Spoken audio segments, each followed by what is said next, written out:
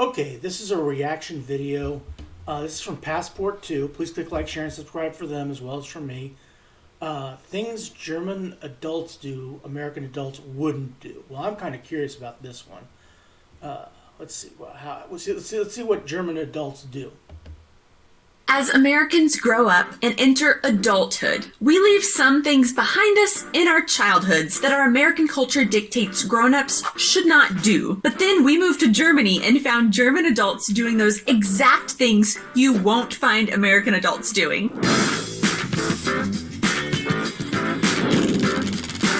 Kind of curious about this one.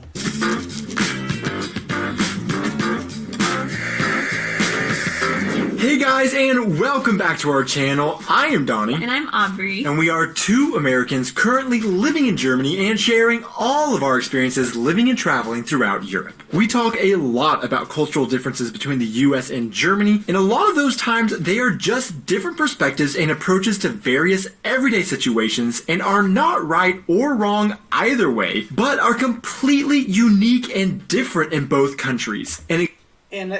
I understand that. I've done a lot of these videos about, especially about Germany and German culture.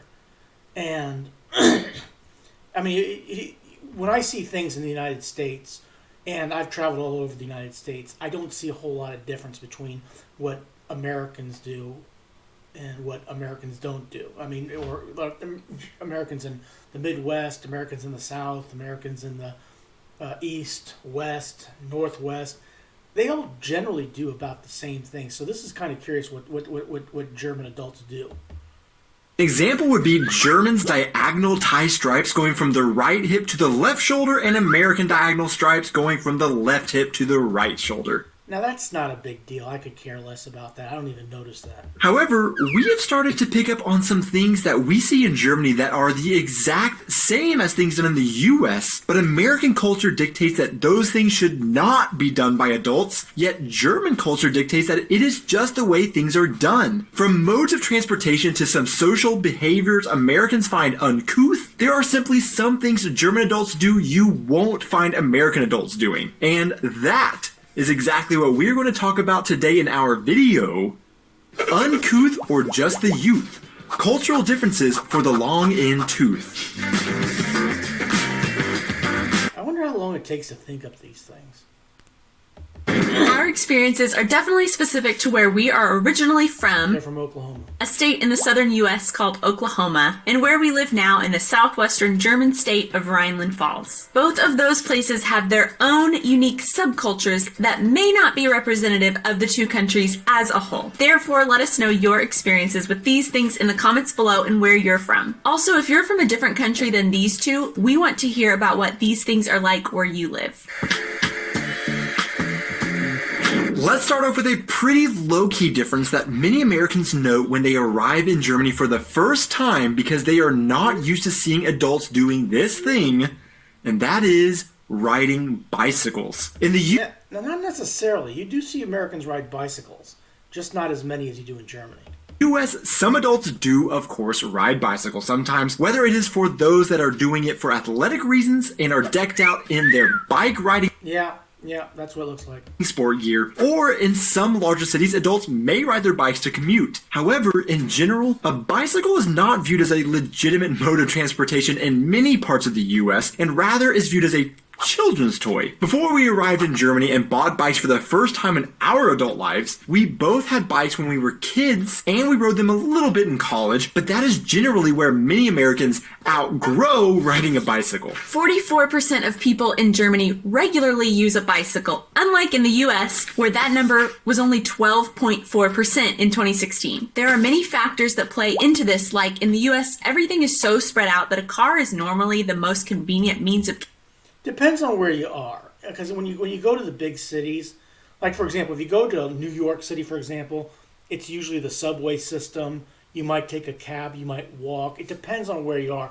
There are people in New York City who don't leave their 4-block radius, and I've been there and seen that within a 4-block radius, almost everything you need is right in that area. But yeah, it is true. You don't see. I mean, I saw a lot of bicycles, or a certain number of bicycles when I was in Seattle, but. And some in Los Angeles as well. getting around. Not so much in Chicago, though. Or how in Germany, they have prioritized biking and created amazing bike paths all over the country, unlike in the US. Germany is not on the biking level as, say, the Netherlands, but overall, especially on a sunny and beautiful spring day, German bike paths will be full of adults and children out biking. Given the same type of day in the US, many Americans will be out, but most adults don't even own a bike to be able to ride. It is extremely common, however, for American children to have bicycles they ride around their neighborhoods, but in fact, even that number is actually shrinking, and from 2007 to 2019, children's participation in bike riding has declined 9. Now, when I was growing up, everybody had a bike, and everybody got around with a bike. So yeah, I mean, I don't know if I would say this is a big, huge difference. Well, take that back. There's more people in Germany I know rode bikes. I saw a lot of bikes when I was in Germany. But yeah, I guess people are slow. But you know, when my niece and nephews were growing up, they had their bike, and that's how they got around. It's almost like when you're 15 or 16, you ride your bike, and then you move to the different modes of transportation. 19%. So it definitely is not that a bike is strictly viewed as only a children's toy in the US, but there are just many factors that contribute to the fact that many adults don't own a bike, unlike many Germans, and therefore it is viewed primarily as a children's toy rather than a legitimate means of commuting in many cases. And now, I tell you, in Florida, you see a lot of senior citizens riding around on bicycles. Not get from point A to point B, but to a little bit of exercise. They'll ride their bikes around their neighborhoods as exercise. I think my parents did that because when they lived down there. And can therefore be Not anymore, though. a unique experience for Americans traveling to Germany and seeing so many adults riding bicycles.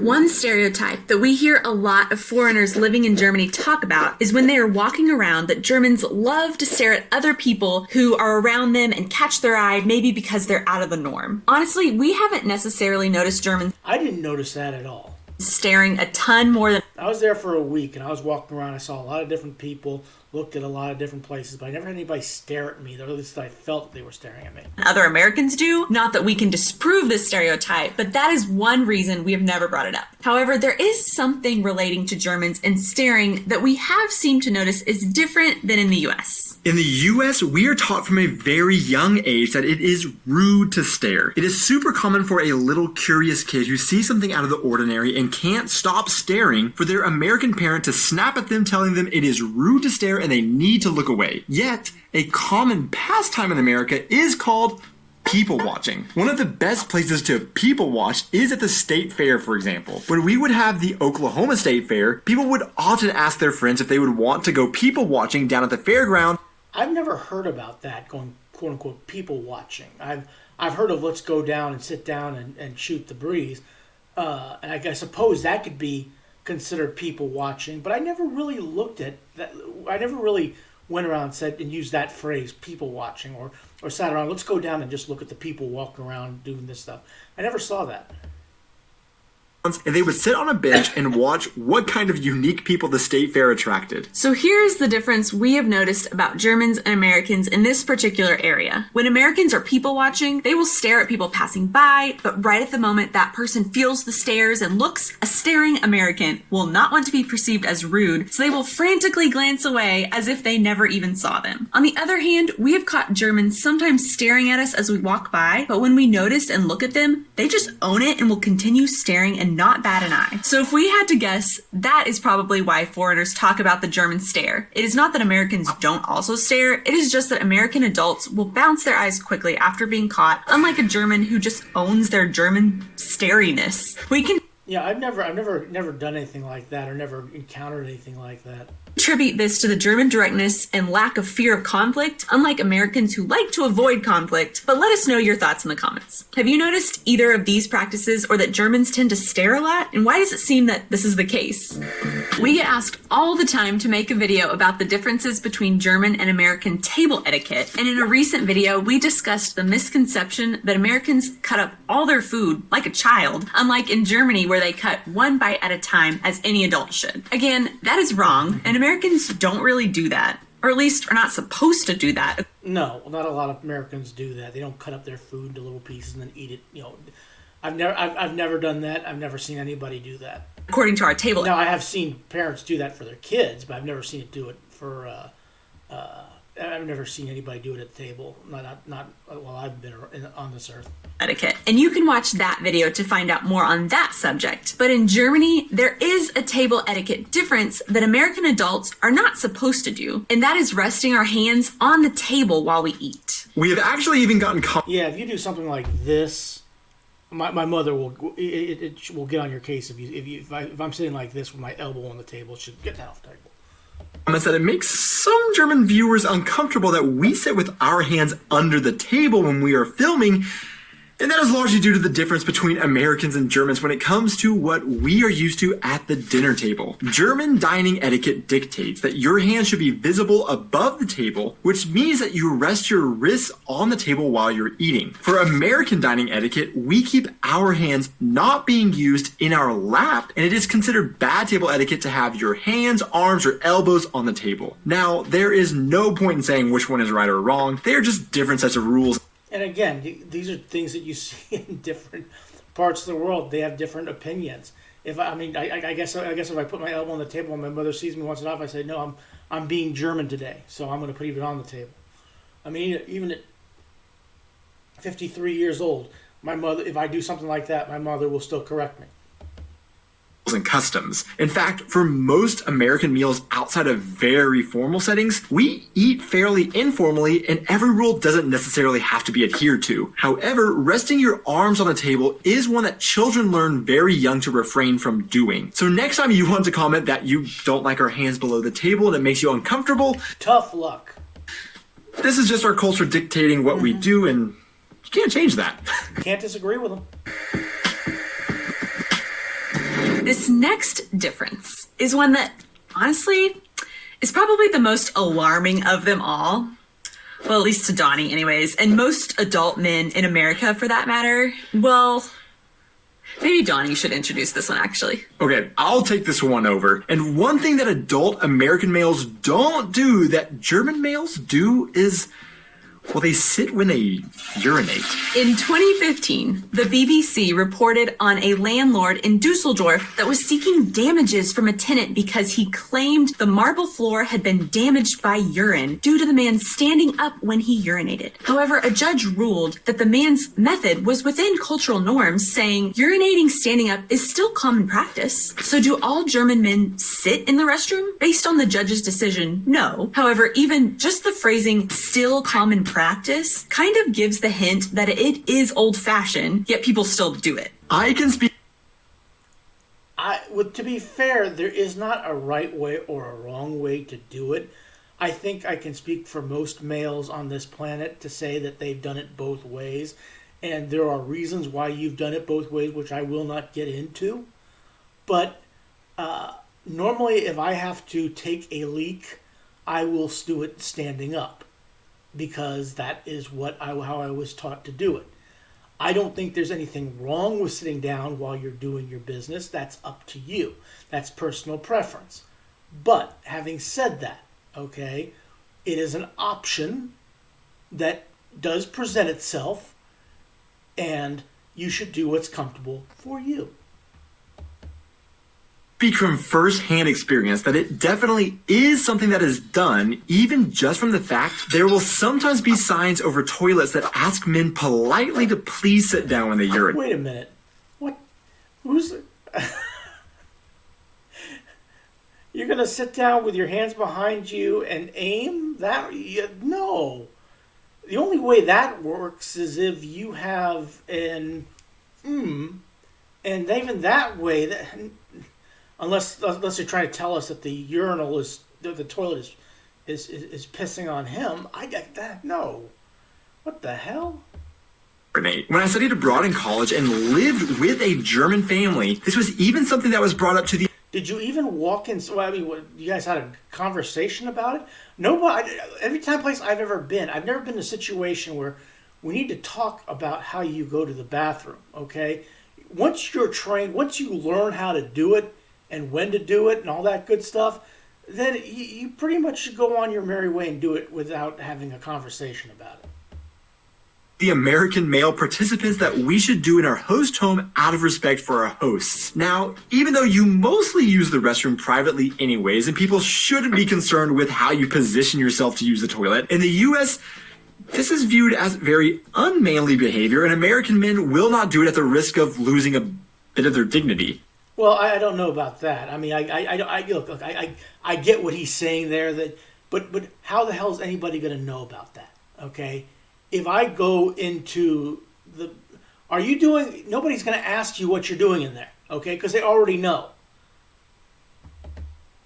In fact, even in Germany, a man can be called a Sitzpinkler, and the BBC article from earlier states that this is a term used to imply non-masculine behavior. So it does seem that there could be a bit of a split mind in which it is viewed as not masculine, but it is also increasingly... Look, when I first moved out of my home, my mother told me something which I was not aware of, okay? She told about the importance of cleaning the toilet. Why?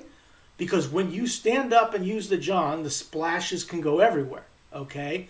Did not notice that. Did not know. I just did my business, flushed the toilet, and went on my merry way. Washed my hands and went on my merry little way, okay? But my mother made me look. So clean the area. You don't have to do it every day, but clean the toilet. Okay. Becoming the norm amongst German men to sit and urinate. I will also point out that in German public restrooms, you definitely still will find urinals. You may be asking, what is the point, and why do some men stand and some men sit? Well, as a woman, I really don't know, but I do know that sitting is supposed to be viewed as the cleaner and more sanitary way of doing it, and that is apparently evident from the uric acid damage outside of the toilet in that particular court. Which I was just talking about, what my mother told me, which I was unaware of until I moved out of the house, okay? My mother went and cleaned it for us at the time. Did not know that was a problem, okay? She never made us do it when we were growing up. Now, okay, I know now. I knew back then. I've known till we are right now. Okay, got it. Case in Dusseldorf. So I'm not going to ask you personally to explain what you do in the bathroom because frankly, that does not interest me. But what does interest me, I am sure you all have... And to be fair, what you do in the bathroom does not interest me. So it's a two-way street. I mean, if I walked up to you and said, "Hey, what do you do in the bathroom there?" No.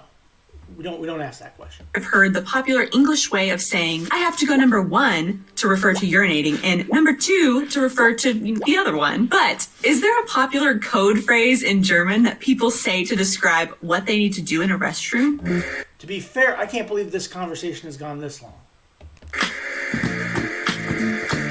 So whether it be riding a bike or sitting to go number 1, there are some culture differences that for one country is normal and for another is not done by adults. Does that make one better or worse than the other? Of course not. These are just two different cultures that look at the world from two different perspectives, one from sitting down and one from standing up, and that is something that should be acknowledged and appreciated. We hope... Yeah, I mean, look, for all the German men who watch this video, do it whatever way you want. It's none of my business. I could care less. You enjoyed this video, and if you did, please hit that like and subscribe button. Or you can do it like this. Number 1 is Arsenal. Number 2 is Manchester United. There you go. 1 and 2.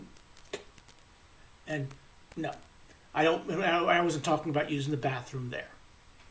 I was talking about how happy I am that Arsenal beat Manchester United, and I wanted to say it here.